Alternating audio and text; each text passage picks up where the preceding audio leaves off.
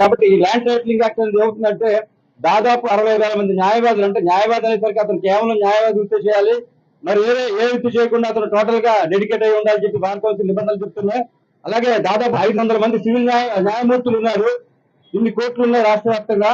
ఇవన్నీ కాదని కేవలం ఒక 28 మంది టైటిలింగ్ ఆఫీసర్ని అక్కడ కలెక్టర్ ఆఫీస్ లో ఒక అపాయింట్ చేసిన తర్వాత ఇక సివిల్ కోర్టు జ్యూరిడిక్షన్ లేకుండా వాళ్లే ఈ యొక్క వాద్యాలన్నీ కూడా వాళ్ళు తీర్పు ఇవ్వాలని చెప్పేసి ఈ చట్టం చెప్తుంది. దీనివల్ల అతి దారుణం ఏంటంటే ఎప్పుడైతే అతను టైటిలింగ్ ఆఫీసర్ అనే వాడిని ప్రభుత్వం అపాయింట్ చేస్తుందో అతను ప్రభుత్వం యొక్క ఎంప్లాయ్ అవుతాడో, ఆ ఎంప్లాయీ అనే ఆయన ఎవరైనా సరే ప్రభుత్వ అడుగుజాడలో ప్రభుత్వ మార్గదర్శకాల ప్రకారం పనిచేయాల్సిన అవసరం ఉంటుంది. కాబట్టి అక్కడ జ్యుడిషియరీ ఇండిపెండెన్స్ ఉండదు. కాబట్టి పైరవీకారులకి, అధికార పార్టీకి తొత్తులుగా ఉన్న వాళ్ళకి, అలాగే ఎవరైతే భూస్వాములు ఉంటారో, ఎవరైతే డబ్బులు బాగా ఖర్చు పెట్టి హైకోర్టు వరకు వెళ్ళగలరో వాళ్ళకే దీని మీద న్యాయం జరిగే అవకాశం ఉంది. కానీ సామాన్య ప్రజలు ఎవరు కూడా ఈ టైటిలింగ్ ఆఫీసర్ దగ్గర